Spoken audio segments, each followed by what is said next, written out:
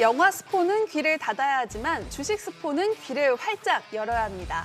내일장 놓치면 안 될 핵심주를 알아보는 주식 스포일러 시간이 찾아왔습니다. 자, 국내 증시가 미국 경제 지표 발표 등 각종 이벤트를 앞두고 있다 보니 오늘 약세 흐름을 보였어요. 네, 맞습니다. 월요일인 만큼 좀 상승장으로 산뜻하게 출발하길 기대했는데 아쉽게도 약세로 돌아섰습니다. 이럴 때일수록 각종 체크 포인트들 더욱더 잘 살펴봐야 할 것 같은데요. 자, 먼저 심우재 대표님, 한 주간 증시 전망과 함께 어떤 일정들이 좀 있는지 전해주세요.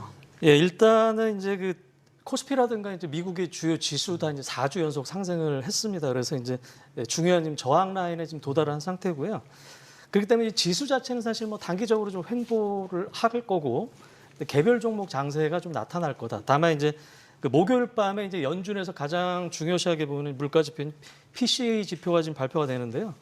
이제 헤드라인 PCE 같은 경우는 전월 한 3.4%에서 3.1%, 그다음에 근원 PCE 같은 경우는 전월 3.7%, 3.5%로 감소가 좀 예상이 좀 됩니다. 그래서 이제 이 예상처럼 만약에 감소를 하면은 뭐 추가 상승을 할 수 있을 거고, 만에 하나 이제 그 예상치를 상회한다 그러면은 뭐 단기적으로 좀 많이 올랐으니까 뭐 추가적으로 조정을 좀 받지 않을까, 좀 그렇게 좀 보고 있습니다. 네, PC 말씀해 주셨는데 정재현 대표님께서는 어떻게 보시나요? 뭐 일단 상승을 하는 데는 뭐 크게 영향은 없다 이렇게 좀 보고 있고요. 사실 지수에 있어서는 더 올라가야죠. 네. 한국 지수 자체가 원체 올라가지 좀 못했던 그런 부분들이 있어서요.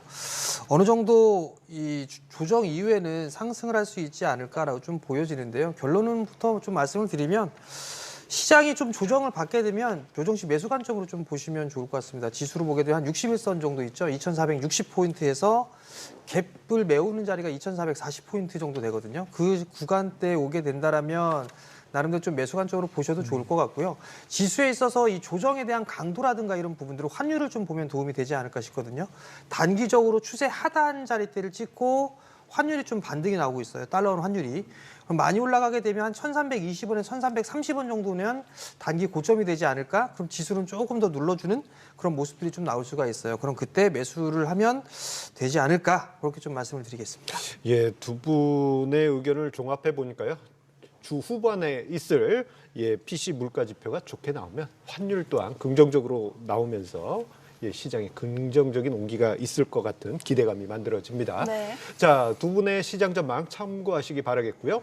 자, 그렇다면 내일 어떤 섹터를 눈여겨봐야 될까요? 두 분이 스포해 주신다고 하십니다. 심사숙고해서 준비하신 내일장 핵심 섹터 바로 만나보도록 하겠습니다. 자, 내일장 첫 번째 핵심 섹터는요, 정재훈 대표의 디스플레이 섹터입니다. 자, 디스플레이 섹터 생각해보면 잊혀진 업종 아니었습니까? 네. 자, 정 대표님이 디스플레이 섹터 준비하신 이유 어디 있을까요? 일단은 시장에 있어서 아예 소외를 좀 받았던 그런 부분들인데 중요하게 좀 봐야 될 부분들이 삼성 쪽에서 투자를 하겠다라고 얘기를 하고 나니 쏙 가라앉은 그런 사항들입니다. 아무래도 24년도일 거예요. 내년인데 삼성 쪽에 있어서 8.6세대 설비 투자가 내년에 거의 다 집행이 될 가능성이 좀 높습니다. 그리고 소형에서 대형으로 좀 넘어가고 거기에다가 전장 쪽으로 좀 확대가 되는 그런 부분들이 있기 때문에 일단 설비 투자는 내년도가 좀 본격적으로 진행되지 않겠느냐라고 좀 판단을 하고 있고요. 네. 애플 쪽에 있어서의 제품들도 LCD에서 이제 OLED로 좀 전환이 되는 그런 분기점이 좀 된다. 그렇기 때문에 관심 있게 좀 봐야 될 것 같고요. 삼성이 투자를 하게 되면 내년도 상반기에 LG도 하게 될 거고요. 중국 쪽에 있어서 BOE 쪽이라든가 아니면 비전옥스 같은 기업들도 투자를 좀 진행을 하게 된다라고 좀 보시면 좋을 것 같습니다. 자, 그렇다면요, 내년에 장비 설비 투자가 있을 가능성이 크다. 그에 따른 수혜주가 있을 거 아닙니까? 정 대표님께서 눈여겨보시는 종목들은 무엇이 있을까요? 일단 종목군들을 좀 보게 되면 상당히 좀 많은 기업들이 있는데요. 그냥 몇 개 추려보게 되면 뭐 필옵틱스라든가 뭐 제이스텍이라든가 AP 시스템 뭐 이런 기업들이 좀 있습니다. 필옵틱스 같은 경우를 좀 보는 이유는 주가가 필에너지 상장 이슈로 상당히 큰 폭에 올랐었어요. 그러고 나서 상장 이후에 급락을 좀 해주는 그런 모습들을 보였었는데 지금은 횡보를 하고 있거든요. 포인트가 좀 될 부분들은 올 연말에 필옵틱스 같은 경우는 필에너지의 그 주식으로 좀 배당을 줄 예정입니다. 그렇기 때문에 관심 있게 좀 봐도 좋지 않을까라고 좀 보여지고요. 제이스텍 같은 경우는 디스플레이 후공정 쪽의 사업을 영위하고 있는데 다각화를 좀 진행을 하고 있습니다. 최근 들어서 공장 자동화 쪽이라든가 2차 전지 쪽 사업까지도 지금 진행을 하고 있고 실질적으로 매출이 좀 나오고 있는 그런 상황이거든요. 내년도에 실적도 상당히 좀 좋아질 것으로 예상하기 때문에 관심 있게 좀 보셔도 좋을 것 같고요. AP 시스템은 사실 디스플레이 쪽에서 대장 역할을 하고 있어요. 기술적인 흐름을 보게 되면 주가 상승폭이 좀 상당히 크게 올라가 있는 그런 상황들이거든요. 그렇기 때문에 디스플레이 쪽에 있어서 이 기대감이 먼저 좀 선반영이 되고 있는 게 아닌가. 그렇기 때문에 상징적으로 AP 시스템을 좀 말씀을 드리겠습니다. 네, 오늘 말씀해주신 종목들이 다 이름이 좀 어렵네요. 네, 좀 어려운 부분들이 있는데 그만큼 아마 내년도에 기대가 될 수 있는 그런 기업이 아닌가 생각을 하고 있습니다. 네, 디스플레이 관련 종목들에 대한 자세한 매매 전략이 궁금하신 분들은 카카오톡 채널에서 백발백중 월요일에 검색해서 만나보시기 바랍니다.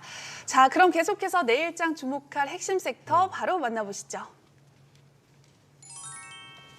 네, 바로 택배입니다.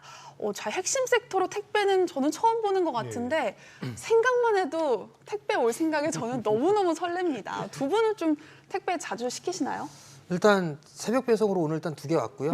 방송 이 생방송 중에서도 문자 도착, 그 택배 도착했다고 문자도 오고 지금 그런 상황입니다. 네. 아무래도 뭐 이제 오프라인 갈 시간 없고 대부분의 쇼핑은 이제 온라인으로 하는 편이죠. 네. 네.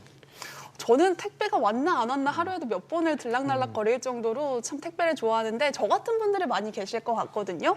왜 택배를 선정하셨는지 알 것 같기도 한데 자, 심우재 대표님, 택배를 선정하신 이유가 뭘까요? 일단은 이제 그 최근에 트렌드가 뭐냐면 이제 많이 오른 섹터나 주식보다는 이제 그동안 많이 빠졌던 낙폭이 과대했고 수급이 빈집인데 아무도 관심이 없다가 이 조그만 모멘텀이 생기면 최근에 이제 주가가 좀 많이 오르는 이제 경향이 좀 있습니다. 그래서 네. 택배 회사들 같은 경우도 사실 여러분들이 최근 2, 3년 동안은 거의 안 본 버려진 이 섹터와 주식인데요. 이제 주가가 좀 많이 빠졌어요. 2021년도 고점 대비해서 한 거의 반토막 내지 70% 정도 많이 빠졌고요. 근데 실적은 또 3분기 보면은 또 괜찮습니다. 근데 여기서 가장 중요한 모멘텀이 뭐냐면은 그 여러분들 최근에 그 범죄도시 3에 나오는 마동석과 이 초롱이가 나오는 광고가 있어요.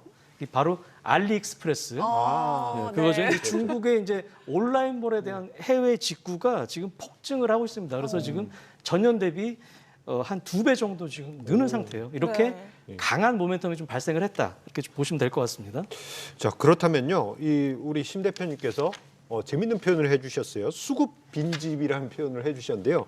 자, 버려진 수급 빈집에 있는 종목, 어떤 종목이 있을까요? 심 대표님 어떤 종목입니까? 예, 일단은 뭐 택배 상장주는 사실 2개입니다. 그래서 첫 번째로 이제 CJ 대한통운 우리나라 이제 1위 이 택배 회사죠. 네. 이 택배 회사들 같은 경우 사실 쿠팡발 경쟁 심화로 그동안 사실 이제 주가가 많이 폭락을 한 상태인데요.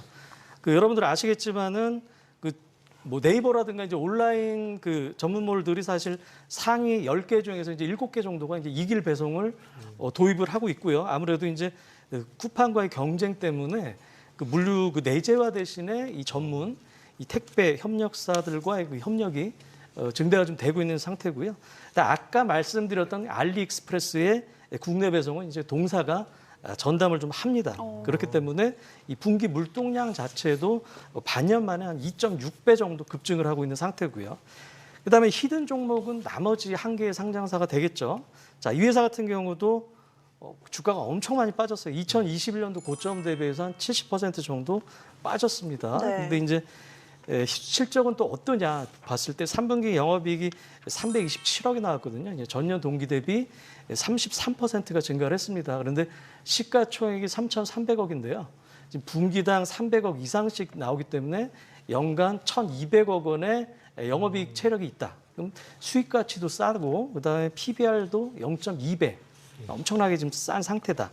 그다음에 이제 아까 말씀드렸던 똑같은 논리로 중국발 이제 해외 직구가 폭발적으로 증가를 하고 있다. 그래서 이 회사 같은 경우도 그 인천공항의 글로벌 물류센터의 그 설비를 내년까지 2배 정도 증설을 지금 하고 있고요. 그다음에 4분기 같은 경우는 뭐 아시겠지만 중국의 광군제라든가 블랙 프라이데이가 있죠. 그래서 4분기 계약 기준 항공 특송의 예상 물량이 3분기 대비 한 150% 정도 급증을 하고 있다고 합니다. 예, 심 대표님 이들 종목을 제가 이렇게 살펴보니까요. 사실 한 2년 가까이 주가가 급락했었단 말이죠. 그리고 이제 이번에 반등이 나오는데 또 한편으로 보면 최근 그 저쪽 그 컨테이너들이 해외 쪽 컨테이너들이 우리 그 2년 전에 병목 현상이라고 해서 네. 움직이지 못했던 때가 있지 않습니까? 그런 조짐이 있다라는 얘기도 있는데 혹시 이 부분이 긍정적인 효과로 좀 작용할 수도 있을까요? 글쎄 그거보다는 일단은 이제 이렇게 주가 급락을 한 거는 사실 쿠팡발 경쟁 심화 그게 가장 컸습니다. 이제 예. 그런데 이제 까 보니까는 실적도 괜찮다. 근데 강한 모멘텀이 생겼다는 거죠. 중국발 해외 직구가 급증을 하고 있다는 강한 모멘텀이 예. 생겼다는 게 사실 투자 포인트가 되겠습니다. 더 직접적인 중국발 그 물동량 부분을 우리가 체크해야 될 것 같습니다. 자, 그런데요. 택배 섹터에서 마지막 핵심주가 공개되지 않았습니다. 자, 심 대표님께서 힌트를 주시긴 했지만요. 자, 이게 어떤 종목일까 궁금하실 수 있는데요. 자세한 종목이 궁금하신 분들은요. 카카오톡 채널에서 백발백중 월요일을 검색하신 후 만나보시기 바라겠습니다. 네, 이렇게 해서 두 분의 핵심 업황 살펴봤는데요. 여러분의 현명한 투자에 참고하시기 바라면서 다시 한번 정리해드리겠습니다.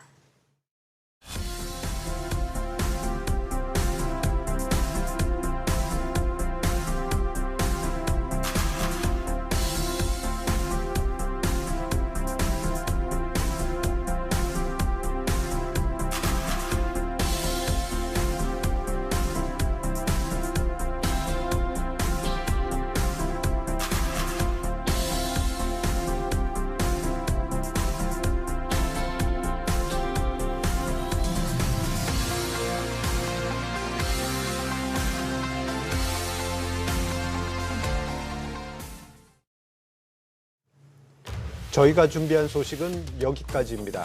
투자의 최종 판단과 책임은 투자자 본인에게 있다는 점 기억하시고 언제나 신중한 투자하시기 바랍니다. 소문난 명사수들의 투자 가이드 백발백중, 내일 더 알찬 소식으로 찾아오겠습니다. 시청해주신 여러분 고맙습니다.